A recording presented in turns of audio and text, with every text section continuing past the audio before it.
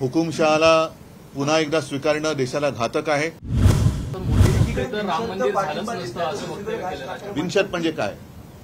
नाही दुसरीकडे असं कुठच्याही अटी शर्तीशिवाय मी त्यानं विचारलं. दुसरीकडे असं ते म्हणतायत की मी फक्त हात नाही केला, फक्त राम मंदिरांचं ते सोडा, ते जाऊ द्या. एकूणच महाराष्ट्रभर आणि देशभर आत्ताच्या केंद्र सरकारबद्दल तीव्र असंतोष सामान्य जनता व्यक्त करताना दिसते.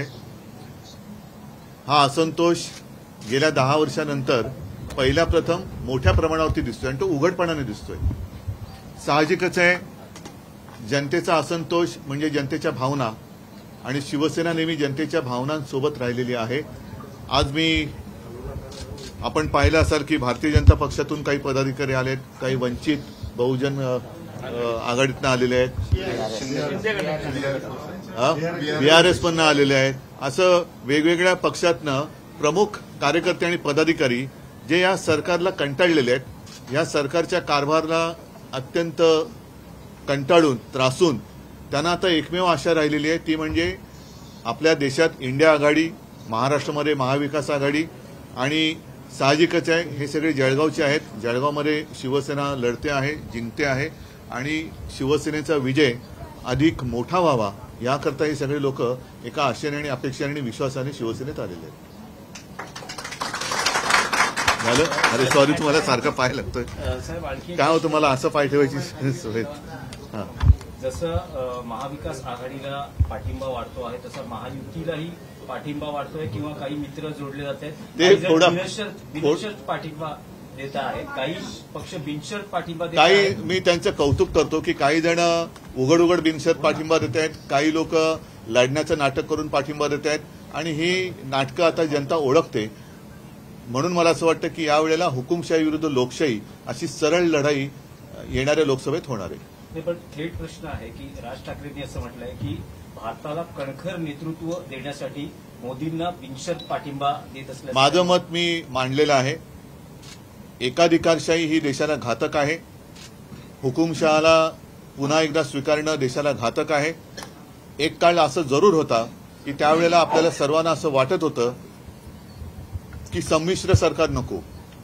पण जर का इतिहास पाहिला तर अटल बिहारी वाजपेयीजीने सुद्धा संमिश्र सरकार उत्तमपणाने चालवलेलं होतं.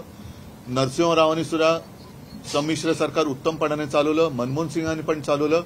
आणि तुम्ही जर का एकूण कालखंड पाहिला तर अपवाद सोडला तर बहुतेक वेळेला संमिश्र सरकारच्या कालावधीतच देशाची प्रगती अधिक चांगल्या पद्धतीने झालेली आहे. आम्हाला देश मजबूत पाहिजे, सरकार संमिश्र पाहिजे, कारण एका व्यक्तीच्या हातामध्ये संपूर्ण देश दिला तर तो देशाचा गळा घोटल्याशिवाय राहणार नाही, हे आता लोकांना कळलेलं आहे. आणि म्हणून माझं प्रामाणिक मत आहे की आज आम्हाला मजबूत सरकार पाहिजे, पण ते संमिश्र पाहिजे. कणखर नेता पाहिजे, पण तो सर्वांना सोबत घेऊन चालणार पाहिजे. जो देईल साथ त्यांचा करू घात अशी व्यक्ती आम्हाला नकोय, असा पक्ष आम्हाला नको आहे.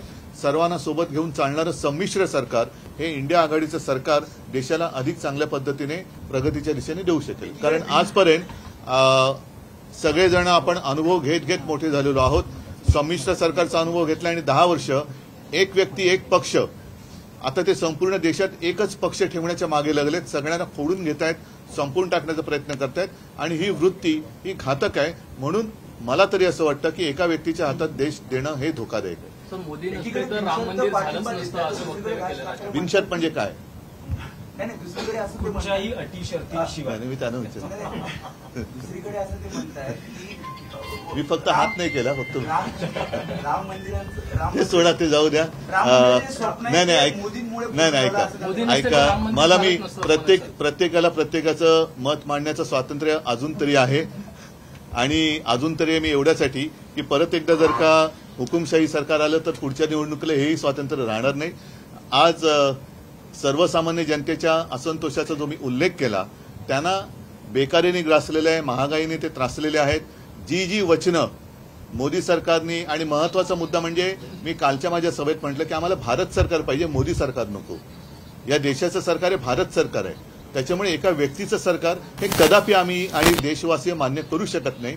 इतर जी काही त्यांनी एक आश्वासनं दिली होती 14 पासून 19 साली पण आणि आत्ता पण, त्यातलं कुठलंच तसं पूर्ण नाही झालेलं.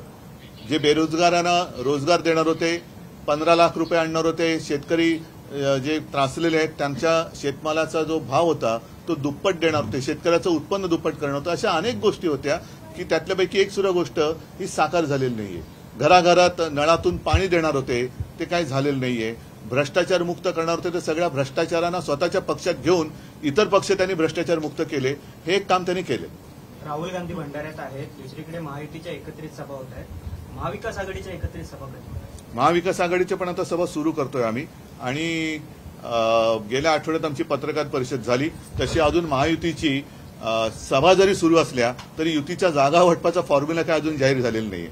त्याच्यामुळे नुसत्या युतीच्या सभा घेऊन काय उपयोग नाहीये. फॉर्म्युलाच नाही आणि सभा घेत आहेत त्याला काय अर्थ नाही. उमेदवारांचा पत्ता नाही आणि युतीच्या सभा घेतात याला अर्थ नाहीये. आम्ही महाविकास आघाडीच्या उमेदवारांची घोषणा, जागांची घोषणा केलेली आहे आणि त्यानुसार आमच्या एकत्रित सभा पण सुरू होतील.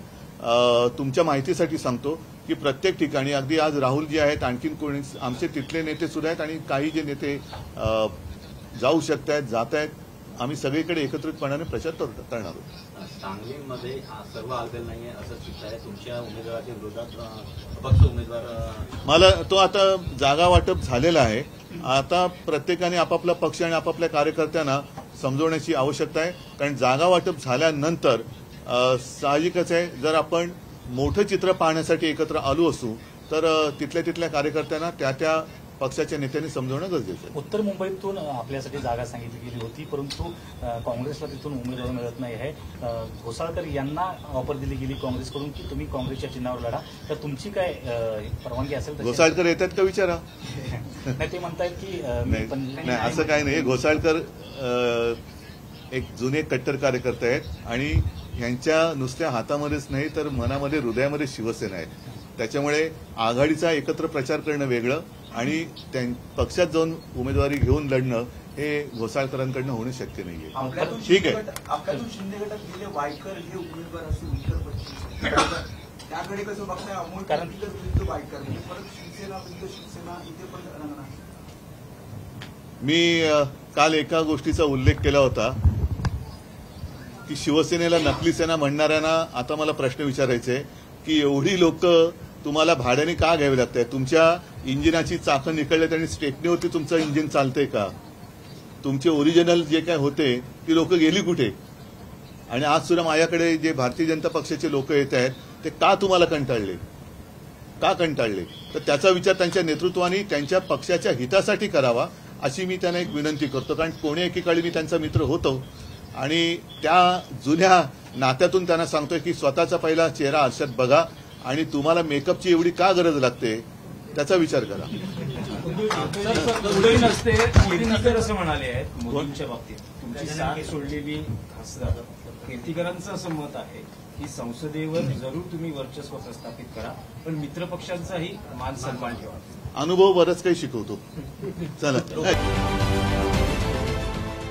देश विदेशातील प्रत्येक घडामोडींचे लाईव्ह अपडेट मिळवण्यासाठी आता साम टीव्हीच्या सर्व सोशल मीडिया प्लॅटफॉर्मला लाईक, फॉलो आणि सबस्क्राईब करा.